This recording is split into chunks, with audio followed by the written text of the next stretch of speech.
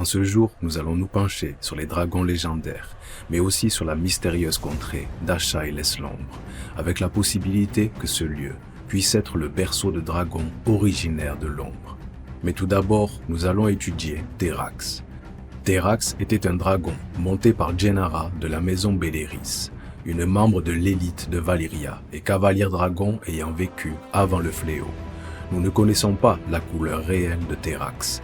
Avec Jennara, ils sont partis 3 longues années à la découverte de Sotorios, et l'on dit qu'ensemble, ils sont allés plus au sud que quiconque dans les terres de Sotorios, voyant une jungle semblant sans fin. Elle s'arrêtera à un moment donné avant de rentrer chez elle en Valyria. Même si son dragon était certainement inimaginable en termes de taille et qu'ils se sont probablement posés à de nombreuses reprises afin de se reposer et de se nourrir, il n'en reste pas moins que trouver de la nourriture pendant 3 ans, sans aucune viande d'élevage, est plus qu'impressionnant. Et c'est clairement un miracle qu'elle ne soit pas morte pendant ces 3 longues années passées à voler vers le sud et les jungles infinies de Sotorios. Jennara était probablement un seigneur dragon à part, très spécial, pour faire autant d'explorations, car nous savons que les autres seigneurs dragons n'aimaient jamais quitter très longuement Valyria. Les 40 familles de l'élite de Valyria complotaient chaque jour pour agrandir leur pouvoir et passer leur temps à se trahir les uns les autres. La famille Belleris devait peut-être faire partie des plus puissantes de Valyria pour permettre à l'un de leurs cavaliers dragons de se lancer dans une mission aussi dangereuse et loin de leur contrée natale, et ne ressentir aucune ou alors très peu de menaces de la part des autres seigneurs dragons. Qu'elle y soit allée pour de la simple exploration, pour cartographier l'immense continent, pour observer les wyverns essentiels à leur stock de créatures afin de toujours plus modifier leurs dragons, ou pour toute autre raison, Jennara Belleris était clairement exceptionnelle. Les démons dragons d'Ashaï-les-L'Ombre.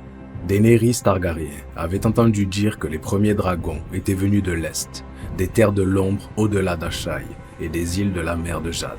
Peut-être que certains vivaient encore là-bas, dans des royaumes étranges et sauvages, se disait-elle. Sur le peu de connaissances que nous avons sur la ville des ensorceleurs d'ombre, l'on nous dit ceci.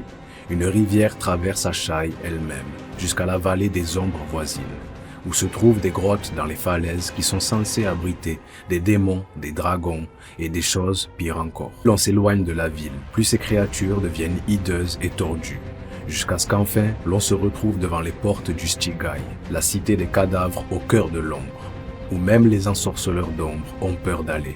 Selon une partie des mortels, les dragons sont originaires de la seconde et antique lune, qui, un jour brûlée par le soleil, se brisa comme un œuf, d'où 1 million de dragons surgirent.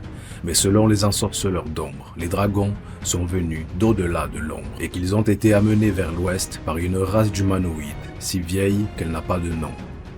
Les dragons auraient été amenés aux Valyriens depuis les terres de l'ombre, et même les ensorceleurs d'ombre qui, rappelons-le, sont considérés comme les plus puissants sorciers d'Ashaï, ont peur de passer les murs de la ville afin de visiter l'ombre. Les démons dragons pourraient très bien y être encore en vie. Daenerys avait toujours entendu dire que l'Est était différent. L'on disait que les manticores rôdaient dans les îles de la mer de Jade, que les basiliques infestaient les jungles de Yichi, que les sorciers pratiquaient ouvertement leurs arts à Ashaï, tandis que les ensorceleurs d'ombre et les mages de sang pratiquaient de terribles sorcelleries dans l'obscurité de la nuit. Pourquoi n'y aurait-il pas aussi des dragons, pensait-elle. C'est vers Ashaï-les-L'Ombre que les savoirs les plus ésotériques semblent se cacher, comme ce texte semble nous le dire. Les dernières années du règne d'Aegon V du nom furent consacrées à la recherche d'histoires très vieilles sur l'élevage des dragons de Valyria. Et il a été dit qu'Aegon avait commandé des voyages dans des endroits aussi éloignés qu'Ashaï, dans l'espoir de trouver des textes et des connaissances qui n'avaient pas été conservés à Westeros. Urax, le dragon légendaire. Urax est tout simplement le plus ancien dragon connu à ce jour. Il aurait vécu à l'âge des héros sur le continent de Westeros.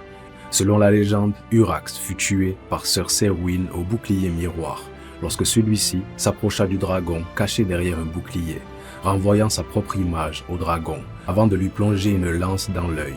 À noter que la chevalerie est une tradition des Andals, et il ne s'était pas encore manifesté à cette époque. Mais Serwyn sera nommé dans les contes et légendes chevalier, tout comme Siméon aux yeux de saphir, une autre figure mythique de l'âge des héros, qui aura lui aussi la réputation de tueur de dragons. Urax sonne très fortement valyrien, comme les dragons Targaryens, Terax ou Vermax par exemple. Urax existait pourtant bien avant la naissance de la civilisation valérienne. Un autre exploit héroïque de Serwyn du bouclier miroir a été de sauver une princesse nommée Derissa, un autre nom ressemblant beaucoup à ceux des Valériens. L'on suppose que le mythique Serwyn au bouclier miroir a gagné son surnom lorsqu'il a vaincu Urax.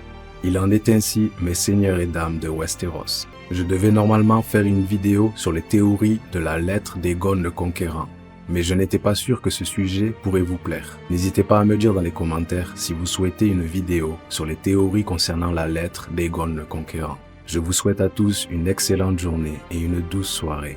Bye bye.